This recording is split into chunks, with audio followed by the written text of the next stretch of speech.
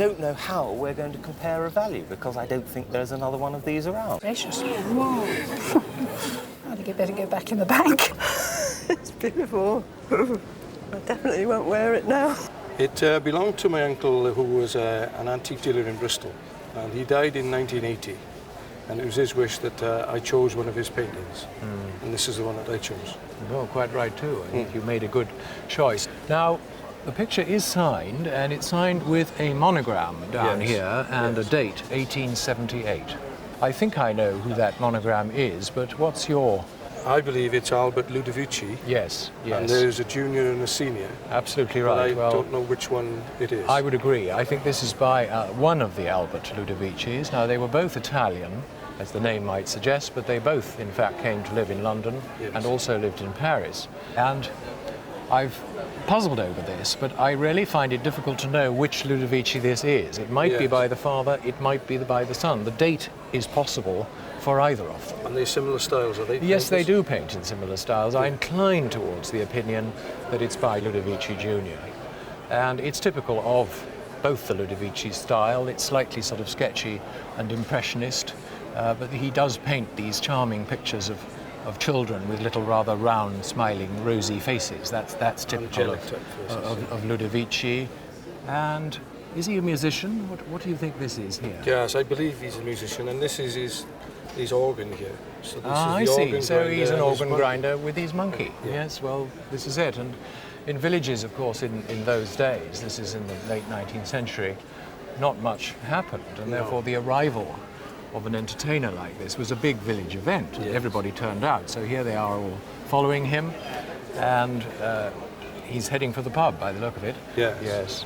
Well, The frame is original. It was yes, as that's it a nice period frame. It's in good condition, and therefore in a sale now, I would reckon this painting would make at least £5,000 or £6,000. Right. It might make more because it's such a nice subject, and I'd certainly suggest insuring it for, say, £7,500.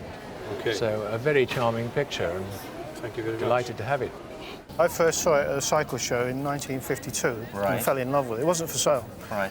And then saw it about 2 years later outside an Italian cafe with a sign on it, £25. And I just had Did to that have seem a lot of money then? it. It was all I had in the bank. I was saving up to get married, and my future in-laws didn't think much of that. Right. But you say 1952 you first saw it. Have you tracked its history any more accurately than that? Well, only that they were made during the war in Italy by two brothers, mainly because of the shortage of steel. In fact, it was almost non-existent for bicycle making. And one was a ski manufacturer, and the two of them got together and used their expertise to make wooden bicycles. It's interesting you should say skis, because in fact, looking at it, my mind sees about 4 or 5 different technologies that went into making this bicycle. Right. You can see skis, as you say, you can see boat building, you can see aircraft building. All aircraft at that time were built of wood up until the Second War. Especially the propeller. Yes. Propellers were all laminated wood. The frame, starting here, coming all the way around, right through this extraordinary bend at the front, coming down the main tube, through the bottom bracket and ending here at the chainstay, is one piece of wood. That's right. I mean, I measured it. It's 7 foot long if you laid it on the ground. Yes, it blows my mind to think the way this is all bent round and everything arrives in the right place, you know, for the head and... That's right. Probably they didn't make the handlebars. No, I should think handlebars and chain wheel and brakes, probably stock items. Well, stock items, but everything else they made in-house, which is quite amazing, especially as they're doing it during the war. Yeah, that's right. But, as I say, they were doing it because they wanted to build a bicycle out of wood because they couldn't build one out of anything else. But also they were in tune with developments in cycling at the time, build a lighter, faster, better bicycle. Yes. I wonder if they achieved it. Have you ever seen another one of these? I've only seen a frame on its own with no forks. And I have a feeling not many of these survive because of the weakness of the forks. If somebody You think the fork's the weak point? Yeah. Right. I don't know how we're going to compare a value because I don't think there's another one of these around in this condition. I think a bare minimum of £2,000 to £3,000 for this bicycle. I think it is so rare and in such wonderful condition. Yeah. Could I indulge myself, please, and go for a spin? Yes, please do. Thank you. This picture is by A. Mollica, who painted it in Naples, in 1888. So how did this Italian picture get into your house? My grandmother went to a house sale around the 1920s. I gather that she brought it home by pony and cart, but that's about all I know. Well, it is a huge picture, and it's got a typical 19th century Victorian frame to make it look grander and bigger. What I like about these sort of pictures is they're very honest. They're beautifully painted. Look at the quality of it. It's absolutely beautiful. The embroidery on her shoulder here and this wonderful shawl is so beautifully painted. For an artist that in most dictionaries gets one line or two lines of information. He's actually called Achille Molica, and we know that he was from Naples and really didn't move that often outside his native town. He did exhibit occasionally, sometimes in Turin, sometimes in Rome, and he is known to have exhibited in London. You would never get this subject matter in the 18th century. It's very much a 19th century phenomenon to see a work which is rather trivial in a way. It's like a sort of a snapshot of a passing moment. And I think he's captured it beautifully. The slightly lecherous expression of the man and the demure expression of the girl are, I think, without fault. And for a minor Italian painter, I think we have a superb work. Works like this are highly desirable, and although Naples is a particularly poor part of Europe, they're very proud of their art, and there is a big market for Neapolitan works of art. I think if it came up for auction, it could make between £5,000 and £7,000. That's lovely. Where did this chap come from? Came from locally. Yes, just down the road I bought this one. Did you? Yes. Because it's the most extraordinary construction, layer upon layer of iron, wrought iron. These outer bands, which are riveted onto a pine carcass, are overlaid on top of some more metal here. And I guess the idea of the thing is there are no banks. You're really trying to deter any burglar from having anything to do with your precious objects, and wrapping what is effectively a timber coffer in iron, which is what we're doing here, applying these massive lugs, the padlocks and the iron hasps, is going to frighten any potential chap away from getting in at the precious objects. Famously difficult to date. The English ones are often called Armada chests. This one, I guess, was probably made around about 1600, something like that. But not here, I think probably on the continent, maybe in Spain or maybe in Italy. And if we have a look inside, you can see this original pine timber interior. And you'd think that there would be a dramatically complicated lock inside that keyhole, when in fact it's a really silly little toy town lock inside. That lock is not going to deter anybody with a crowbar. Right. What's going to deter them is looking at this very elaborate iron-bound arrangement outside. So Spanish or Italian, around about 1600 in date, and a really delightful object. And as to its value, they are famously difficult to value, and I think on a good day, this would probably bring between £4,000 and £6,000, £3,000 to £5,000, £4,000 to £6,000, that sort of money. Now, would you be upset if I told you that this was a souvenir? Would that? It might well be.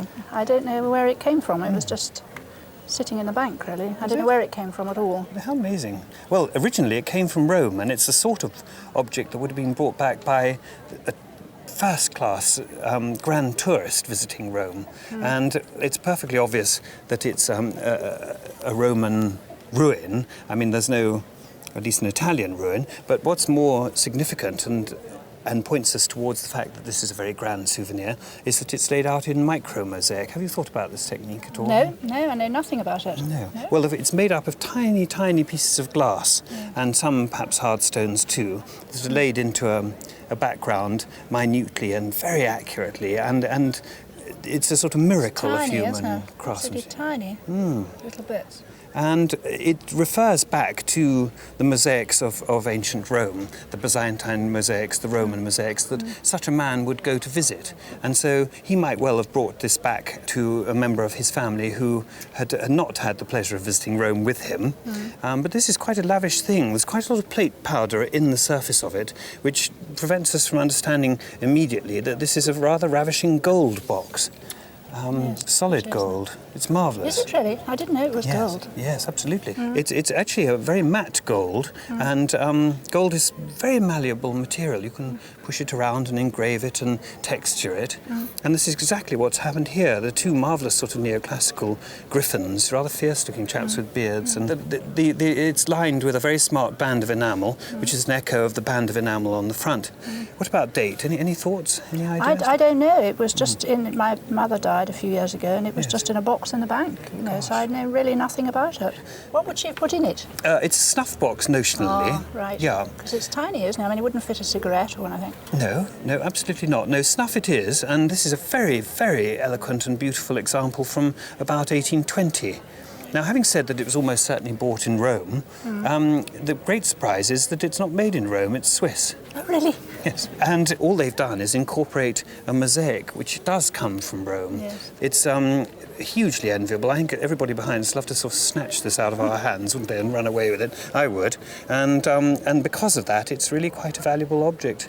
And so, goodness, what shall we say? £15,000. Gracious. Whoa. I think you'd better go back in the bank. So, perhaps I'll go with it. Brilliant. Absolutely marvellous. Thank you very much indeed. Thank you so much. Fabulous. It's really crucial to work out precisely when this bracelet was put together. And I've just been talking with our jewellery expert, John Benjamin, and he confirms that the gold mounts with the fittings and the composition, which is a very classical shape, would have been made in the Georgian period. It dates from the end of the 18th century, or perhaps around about 1800. And that's really very important because the pieces of glass which it's formed of contain decorative techniques which weren't reinvented by the Venetians until the middle of the 19th century. Prior to that, they hadn't been made since Roman times. So what we're looking at is a collection of fragments of Roman glass mounted together at the end of the 18th century. So, do you know a part of its history at all? I don't really. All I really know is the fact that it was left to me by my mother, and prior to that, I believe it was given to my mother by an old aunt of hers. But apart from that, I would love to know its history. It was just come down in the family as a little piece of jewellery. I mean, when the pieces of glass were discovered, they would have come from archaeological excavations as fragments of wonderful pieces of Roman glass, bowls, jugs and vessels. When they were found, they certainly didn't look like this. When we turned the back over, it shows the unpolished surface. Here is how the glass would have looked. These little fragments are in their raw state. By being in the ground, glass decomposes and develops a silvery iridescence. As a result, the collectors polished them again, and by repolishing, as the Romans had done originally, the colours inside the glass come out, and these are the colours from, they all date from round about the 1st century AD. So we're going back to almost 2 millenniums, I suppose, ago. And to think how they did it. I mean, the techniques here really were wonderful methods of making glass. The patterns, they contain, well, there's this one here, that's millefiori, individual canes. You've all seen the glass paperweights, which contain little pieces of rods of glass, like coloured sticks of rock, assembled together. Here they've made little patterns in the glass and fitted them around. That would have probably been a whole bowl, maybe that pattern all over it.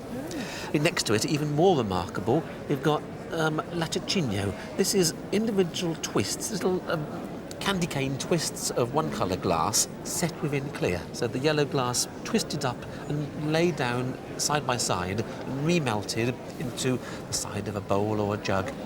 And so many techniques which became forgotten. No one knew how they were doing it. The Romans were able to practice so many techniques that we always think of as Victorian ideas because no one knew until then how it was done.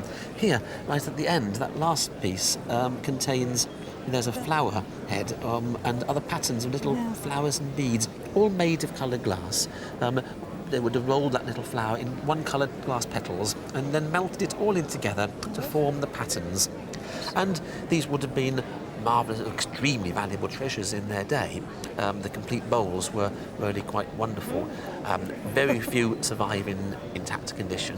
A few have come from excavations complete. They were normally repolished and put on display in the museums, but collectors were glad to hold just fragments of them, because even the little pieces are scarce, and they show the technology that the Roman glassmakers invented, and then the techniques became lost for a long, long time. I mean, these pieces, which were assembled, they were shaped to fit into a nice piece of jewellery, and here a collector has had this made at a time when there was a great deal of interest in the Roman world. The excavations at Pompeii had been working. Maybe some of these fragments had come from excavations like that. Who knows, it might have been part of a suite of a matching necklace and another bracelet once. That's often how these came in the 18th century. To think the pieces are even older, and we've got a very valuable piece of jewellery, because it has value for two reasons. The glass pieces are precious. Even fragments of these rare glass are valuable because complete bowls are worth hundreds of thousands of pounds. They just don't exist. Very rarely come on the market. Even fragments are worth hundreds of pounds each. Some of these pieces alone can be worth many hundreds of pounds. Adding those up together, we've got a fair bit, and mounted in such a wonderful way in a period piece of jewellery which is so smart. Somewhere perhaps 6,000 to 10,000 pounds. Heavens. It's just lovely. It's beautiful. I definitely won't wear it now.